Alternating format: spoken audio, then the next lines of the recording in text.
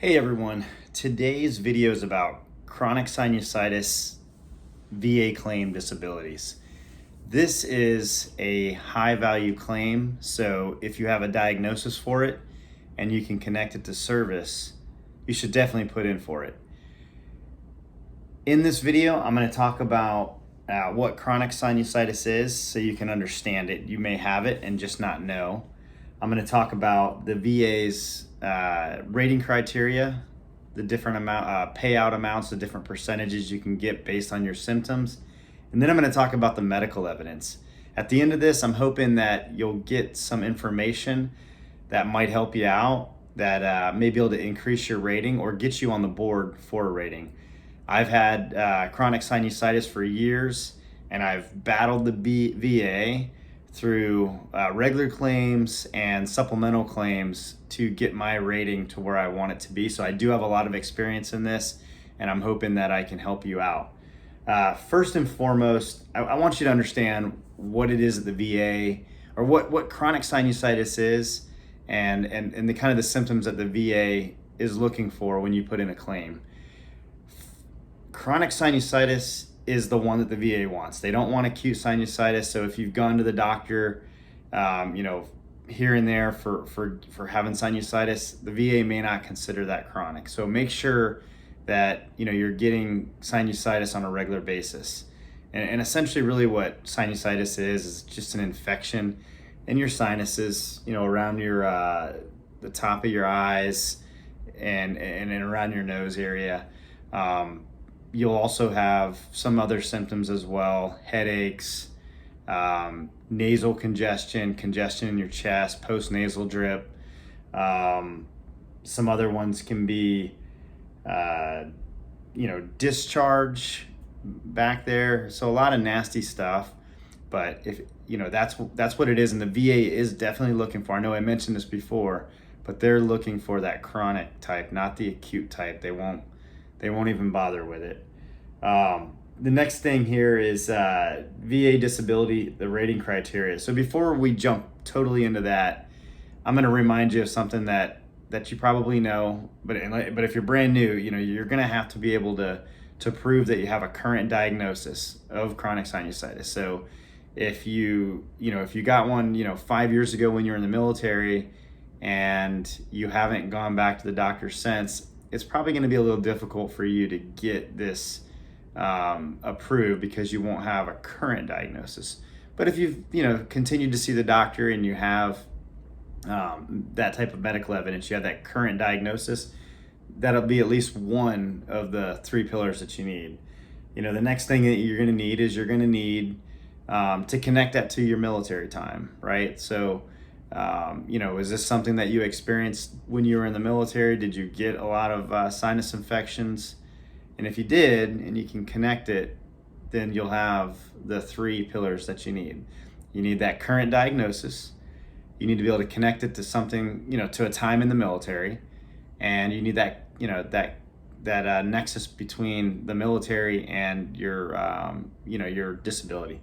So one thing I will throw out there is the fact that this is presumptive for those of you that served during the Gulf War era, post 9/11. If there's a host of countries that the VA will accept as presumptive locations, or locations that if you were there during any specific time period, within a specific time period, then those this condition among several others are presumptive. So this is a big deal for those of you guys who served during that time frame. That's how I got this one approved. I didn't have sinusitis when I was in the military, but I started to develop it in my later years after getting out. So this one was huge for me, and I imagine that there's probably a large number of vets out there that don't even know that this exists. So with that being said, that this is the reason why I'm creating this channel, is because I want to educate the guys and the girls that served with me during that time. I want them to know about this. So if you don't mind, hit subscribe, hit the like button. Let's share this thing. Let's get it out there to those vets to make them aware of at least this disability. Um, the rating criteria for chronic sinusitis, I'm going to go through it. I'm actually got my laptop here on my lap, and I'm going to look through it while I'm talking to you. But it's in 38 CFR. I'm going to pull it up while we're doing this because there's 4 different rating lists. You can get 0%, 10%, 30%, and 50%. So there's 4 different ones. Did I count that right? I did. 4 different ones. And I mean, as you know, like 30% is a pretty high number. And I think that a lot of people that have this, 30% is easy to get as long as you have the evidence. And I'm going to go over that next because I did struggle with this, and I'm hoping that I can give you some tips. But this is definitely a high value claim. So 35 or 38 CFR, it's diagnostic codes 6510 through 6514 is what's covered under this, but 6514 is specifically for chronic sinusitis. And right out of I'm looking at the policy right here, so I'm reading directly from that. If you've had if you have a chronic diagnosis that's with maybe no symptoms, but you're getting it and it's detected by X-ray only, the VA is going to give you a 0% rating. That's better than not getting than not having a rating at all. But I think that if you have this disability, you should be a little bit higher than that. So if you get it for a 10% rating, it's 1 or 2 incapacitating episodes per year of sinusitis requiring prolonged, meaning lasting 4 to 6 weeks of antibiotic treatment, or 3 to 6 non-incapacitating episodes per year of sinusitis characterized by headaches, pain, and purulent discharge or crusting. So I'm going to break that down for you. 1 or 2 incapacitating episodes per year. And what they claim that the incapacitating episodes are is it just that it means it requires bed rest and treatment by a physician. So if you're calling in sick or telling your boss, hey, look, I got to go home today because this is kicking my butt, or you got to go to the doctor and get treatment from a physician, that's your incapacitating. Now, I know most of us will suck it up and go through the day. And believe me, I have with this. It's tough. But I bet a lot of us probably do succumb to the pain that this thing caused. And that's easy. And I'll talk more about medical evidence later on how you document this. But essentially, that's for your 10% rating. Now, jumping up to the next level is 30%. That's 3 or more incapacitating episodes per year of sinusitis requiring prolonged 4 to 6 weeks of antibiotic treatment or more than 6 non-incapacitating episodes per year of sinusitis characterized by headaches, pain, and purulent discharge or crusting. So in this scenario, you're having it a little bit more frequently, and you're out of work, or you're required to have antibiotics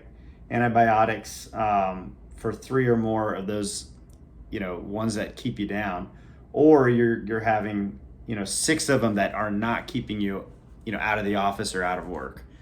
I think this one's a really easy one to get if you have those symptoms, and you just got to make sure it's documented, which we'll talk about in the medical evidence portion. Now, for the highest rating that you can get for chronic sinusitis is a 50% rating, which is huge, right? Like 30% is big. That's a big number, but 50%, it's huge. This one might be a little bit tougher to get, but what it says in the CFR is following radical surgery with chronic osteomyelitis or near constant sinusitis characterized by headaches, pain, and tenderness of the affected sinus and purulent discharge or crusting after repeated surgeries. Now, I should have done this when I started off, but I want to kind of break down like what purulent discharge is. It's just basically that yellow mucus. If you Google it, there's good photos of it, but if you have it, you're going to know what that means.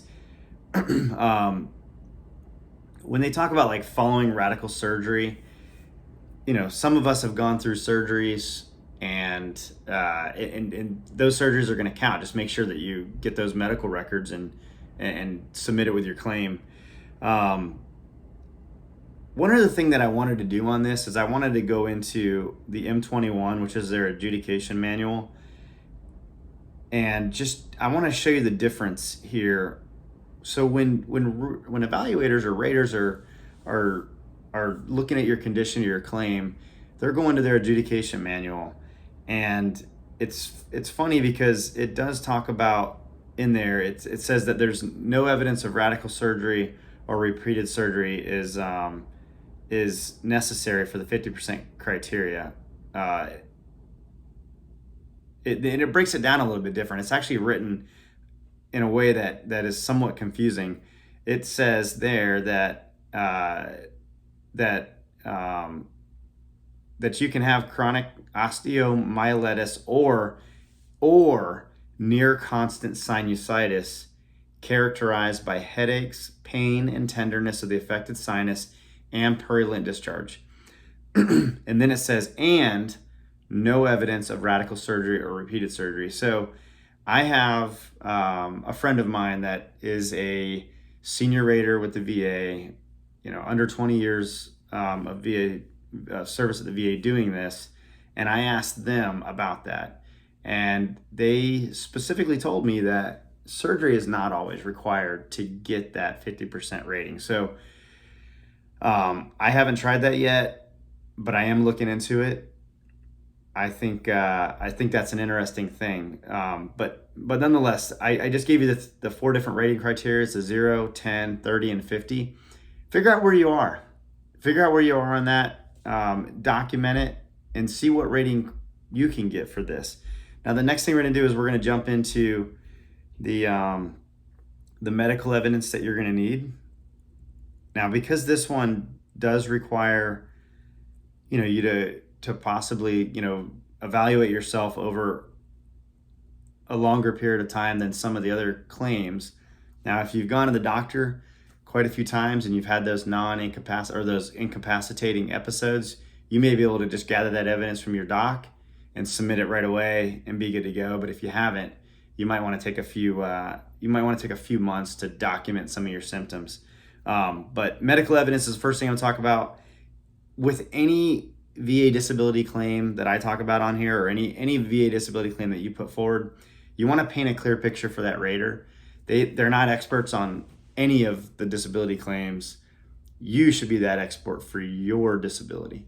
Paint a clear picture for them. Let them know up front, like, hey, I suffer from this, this disability. This is a presumptive disability for me. I served during, the Gulf War. I served post 9/11. I served in this, at this air base or this installation. This is a presumptive condition for me. And then you want to, show that you had a diagnosis or you have a current diagnosis. You want to show that you want to be able to show them in your medical records that you have the symptoms that they talk about in the CFR. You want to talk about the frequency of those symptoms, like how often do they happen. You want to talk about the severity. How tough is this on my life? How bad is it? And you want to talk about how long it lasts, so the duration. You want to compile the records that you have of treatments. When you go see the doctor, you want to make sure you have all those doctor's visits uploaded to the file, to the claim. You want to make sure you compile a list of the surgeries, if you've had any, and any other type of intervention or any other type of medical treatment that your doctor has tried for you. You definitely want to have that. In my case, I had an MRI done, and let me tell you, the MRI really saved me. The first time I submitted a claim for chronic sinusitis, I think I submitted the MRI, the eval that my personal ENT provided, and I don't think it got uploaded and sent to the doctor. So the CMP examiner just did an X-ray and it didn't show up. So I didn't get anything. I didn't have sinusitis according to the VA.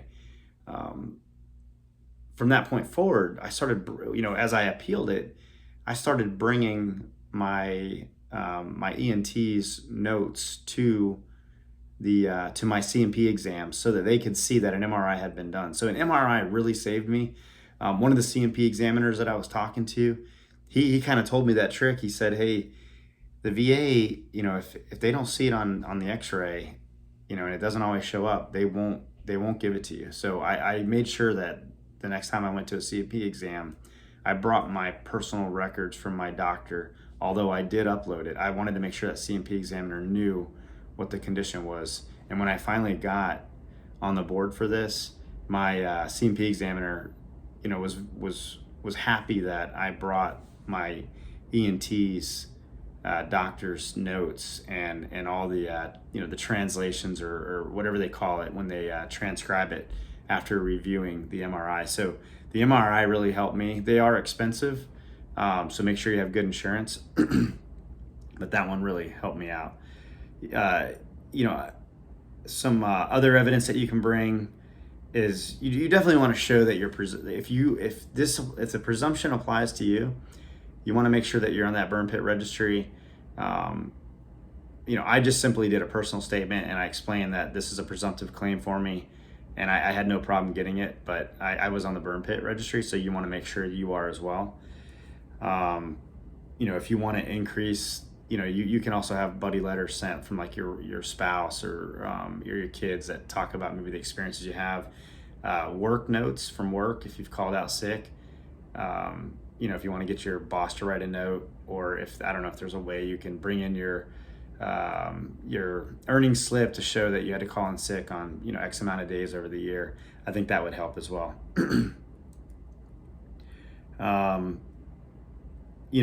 Some of the other medical evidence that you're not going to provide will be your C&P examiner's notes. Obviously, the VA is going to get that done for you.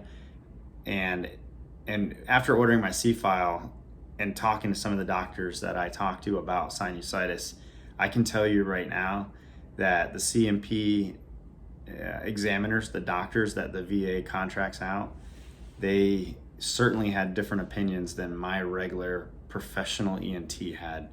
And that was, looking back, it was because they didn't see the MRI. And not only that, but the C&P examiners, a lot of times they're not even doctors. They're, physician assistants or nurse practitioners, and they certainly don't, their expertise is very likely not what condition you're going in there for. So me bringing in my doctor, my ENT, the person that works this type of area, bringing in his notes really helped me out and helped them out as well. So in conclusion, chronic sinusitis, the VA is looking for chronic, not acute. They don't care about the one-offs. They care about the chronic, the chronicity of it, if that's even a word. This is a high-value claim. If you have those symptoms, that 30%, that can really put you on the board. Can really help move the needle forward for whatever you think, wherever you're trying to get. Just make sure that you have the medical evidence that you need. Take that very seriously, because the VA does take time to approve these claims, and you want to make sure that you're not wasting a lot of time like I did. So if you have any questions about it personally, put it in the comments below, and I'll do my best to respond to them. Thank you.